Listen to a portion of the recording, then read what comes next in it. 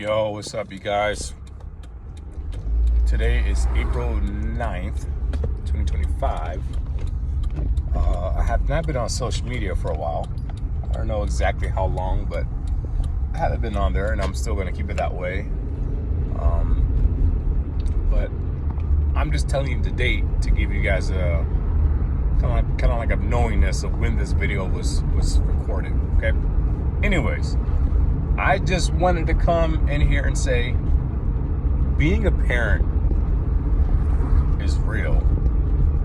Now, most of my friends have kids already. Most of their kids are like in their teenage years. I shouldn't say most, but some are in their teenage years, some are in their, preteen, getting into the double digits, and younger, of course. But anyways, it's getting real, but it's in a good way. But it's getting real. And let me elaborate on that, what I mean by getting real. When you become a parent, you have to be about that life. I was just on the phone with my wife, talking to her about this. And she already knows this, but this is how I talk. I talk as if we don't know what we're talking about, and we're like figuring it out. All right? But I'm just sharing this. This is for those who don't even have kids, who want to have kids, who are considering kids, and, even those, never mind, I'll leave that, I'll digress with that. But you get it, okay? Even those with kids, but yeah, even those with kids too. When you become a parent, you have to be about that life. If you're not about that life is going to overrun you, right? And I think there's a couple of different ways to look at it. Depending on which side you're on, if you're a parent who doesn't care about your child, you let them do what they want, right? You're not about that life. You're so focused on you. You're focused on you. You're not even like caring about your child's well-being, about even if they're becoming a better human being, right? Better than you. I guarantee, if you don't care for your child enough, they're going to be either A or B. Just like you. No, I would say A, B, or C. Just like you, worse than you, or better than you. But you want your kids to be better than you. Okay? That's what I would want for my children. Okay? Now, get off of that little moment right there. But if you're not about that life, it's going to overrun you. So imagine being a parent and you're not really giving your child that type of attention. And not that you're not trying to, you just don't know how. Whatever that attention may be about, like, quality of time, holding them, playing with them, talking to them, reading to them. I'm talking about quality of time with your child. If you're not doing those type of things, your child is developing on their own, and they're just in their own little world. But what comes with that are other types of responsibilities that comes along the way. Obviously, we know that the most obvious one, depending on what stage you're in, changing diapers. Okay, yes, you gotta change their diaper. Don't let them be in the pee-pee diaper for too long. It's not good for them. Don't let them be sitting in their feces for too long. It's not good for them, right? They get damaged down there, temporary damage. And, don't get so caught up in your day that you forget about those type of things. Now, it happens. I'm just saying, like, being present. You have to be about that life. And that's the early part. And as they get older, like, I'm not that far in the game. My son's only 2.5. My daughter's only 1. I'm not that far. But what I'm getting thus far is sometimes I could be a little too assertive with my son. He's only 2, right? I have to catch myself. And it's just my love wanting to have him do things right. But then I have to check myself. Vince, he's only 2. Take it easy. Tone it down a notch. There's times where I can see it in his eyes. He's like, oh, shoot, Daddy's looking at me. And he runs from me, man. But when I grab him sometimes, and I can see, like, I don't want to say scared. It's more like frightened or worried, like I'm about to do something to him, because my voice is powerful. And I'm like catching myself. So I'll go back to saying this again. You got to be about that life to where, are you aware when you're coming off too strong? do you know how to tone that to a proper scale to where they can receive you and hear you? That comes with time. And I've been doing that. I've been catching myself like, all right, man, just take it easy, tone it down. You know, just don't let things slide, but approach it differently so that he can receive you and not run from you when you're trying to correct him. Because if I'm always on the correct, he's going to run, right? Anybody would. I don't care what age you are. I don't care if it's your friend. If they're trying to correct your every step, you're going to distance yourself from that person. So, okay. Are you about that life though as a parent? Are you molding your life around them, or are they molding their life around you? All right. And I think that's a perspective thing. But if you mold your life around them, I will look at it as you're focused on them, which is okay. You should be. But if your life is molding around them, and this is coming from somebody who's married, okay? So I don't know the life of single parenting. I do, but I don't. I do because I came from that, but I haven't lived that in my own experience. And hopefully God, forbids that even happens in me and Haley's life, because that's not on anybody. Nobody ever plans to be divorced, okay? It happens, but I've learned that it is important to cultivate your marriage, tend to your marriage first. Well, God, Holy Spirit, then the marriage. But the point is, if you mold your life around the children, who's molding the marriage, right? Who's keeping the marriage alive? It can't be all on one person. It takes two, right? It takes two to tango, right? My married folks, those who've been in the game a lot longer than I have, I'm sure you can attest to this. Like, it takes two to tango. Once, and as it continues, once that marital growth starts to really happen and becomes a thing, there is fruit that comes from that marriage, and the kids now get the fruit of that marriage, or get the fruit of the marriage, right? And they become more aware of things, and it's just the way things are happening around them. Are they witnessing you guys arguing but not making up? Are they witnessing you be affectionate to your loved one? Are they witnessing you having terrible communication with them? All those things matter. All of those things matter. So it's not, I guess I shouldn't say about parenting, because it's not just about parenting, but it makes me go back to the marriage part. Are you about that life though? About managing and stewarding your relationship with your significant other, and cultivating that relationship with your kids. My son's only 2, but I see what happens when a parent starts to kind of lose that momentum with their child. I can see it, and it's only for a brief window, but when the parent gets back into it, I can see the child reap the fruit of that. I can also see when the mom and dad are doing their work and the love juices come out, flow, love energy, love juices, love wave, whatever you want to call it, and it comes out, and the kid gets the fruit of that, because the kids are in a much better place. Now, it does not mean they're not crying. It does not mean they're still whining. It doesn't mean they're not whining. It does not mean they're not having their needs.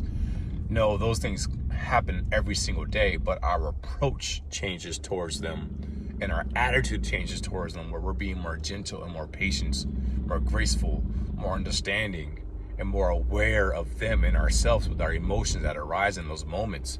Are you about that life? That's what I'm talking about. Are you about that life? Man, it's real out here in these streets, man. And I'm loving this. I'm enjoying this because it's helping me become more aware of me, more aware of my wife, more aware of our children, and what this game is. This is the long-term game. This does not end. So I can't treat it like this is going to end. I gotta treat this like a a long-term, unlimited, infinite marathon. Because it doesn't change. The only time it changes is when I die. That's it. But while I'm here, I got a job to do. I got to be a husband to my wife. I got to love her. Nobody should be getting that love. Nobody should be getting that attention that is supposed to be for her. Nobody.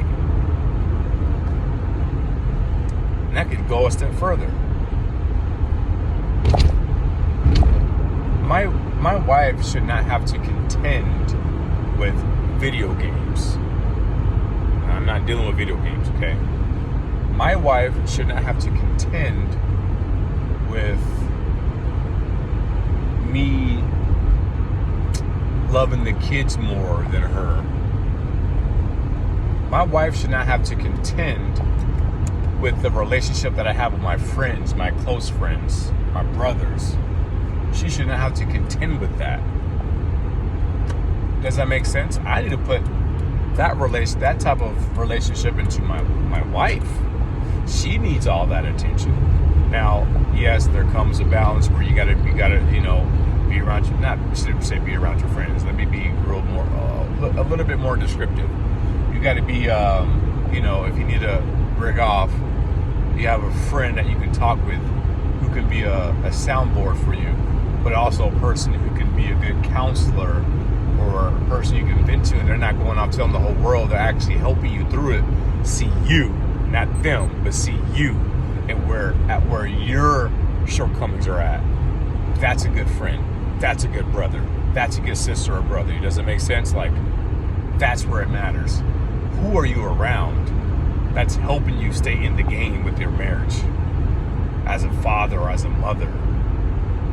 Are you about that life? Man, that came through when I was talking to my wife. I've had these talks before, but this became a little bit more aware and more present, I should say, where I can feel like I can talk about it enough. And I'm saying this all with humbleness, okay? But we do know that I am speaking truth here. It may not be the greatest way to say it, but are you listening? Are you hearing what I'm saying though? Are you focusing more on that I'm saying I'm supposed to say it like this? Why didn't you know? What is the message? Are you about that life? Are you really about that life, about making sure that your garden is well kept? It's your garden. This is my garden. I gotta tend the garden. If I see weeds are starting to grow in the yard, I have to tend that. I gotta make sure that those weeds don't connect to other stuff. So what do I have to do? I gotta pull them up by the root, and I may pull up some other stuff that I don't want to have pulled up. But guess what? I have to, if I don't want those weeds to keep growing. Hey Vince, what are the weeds? Glad you asked. The weeds are things that are rooted in you that you don't want there, but you kind of ignored, and it's grown with the stuff you've done. It's grown, and it's attached to some of the good things that you deem good, but it's a weed that's attached to it, and it's hard for you to do that thing without having that weed on the back end. That could be a behavior, a habit, an attitude, whatever the case, right? Since that's in your garden, don't your kids play in your garden too sometimes? Don't they go in there and smell the roses and the flowers and see the bugs and insects? Don't they see that there's a whole system going on? Don't they see the weeds too?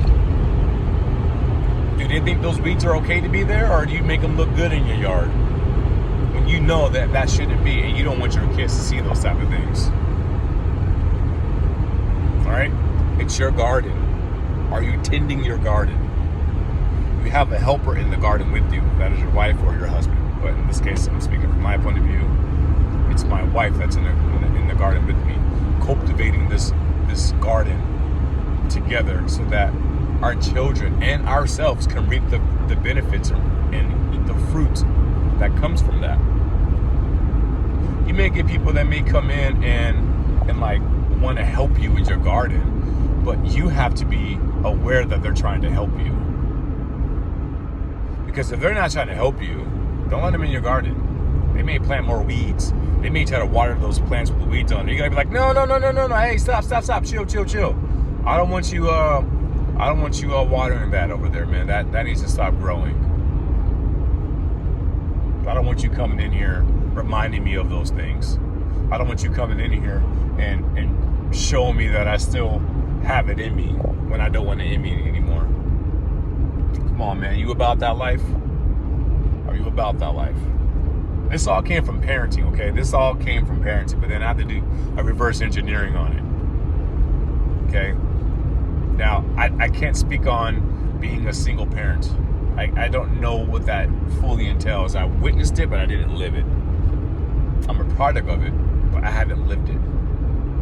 But I think some of these things still, stands. Where what's your garden looking like? Yeah, you have a lot more to handle with your garden, but one thing at a time. You still got the weeds. Pull one weed at a time. It's going to pull up some other stuff. It's going to be uncomfortable, but you got to do the work. Your children will reap the benefits if you do. Your children will reap the benefits if you don't. Oh, I should be more specific. The negative, the not so good benefits of doing that. Okay. So, hey, if you're about that life, you would make it happen. All right. You're doing not a filter, but I guess it's a way of filter. You're putting a filter there to not let everything go in there that's not supposed to be, and two, you're doing like a cleanse of what the old you was like and what the new you is becoming now that you are married and have kids, and you start to see you more than anything else now. If you're not seeing you, you're probably more conscious of everybody else and everything else around you, but you don't see yourself. You don't see your attitude. You don't even hear your tone.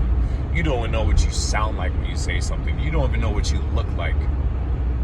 You don't even know your own behavior because you're too self-conscious of everybody else, but not aware of you, not self-aware. I think when we become self-aware, we start to realize there's habits and patterns that we don't like about ourselves. And there are some good things in there, but there are some patterns, habits, and behaviors and attitudes that we don't like. And that's when it gets real. Because that's when you have to do the work. There's no more blaming. Well, they, well, she, well, he, well, it's because they did. No, it's because you allowed it. You welcomed it into your life in such a manner that thus created the attitude, the pattern of whatever it is that you do, the habit. It's done it. So anyways, all that to say, are you about that life? Put in that work, do a little cleansing, filter out some things. Don't let things just come into your garden, because it's going to affect you and your children. It trickles down. Okay. Anyways, I'm out, you guys. Hope you guys have a good weekend. My name is Vincent Julius, and I'll catch you guys on the next one. Deuce.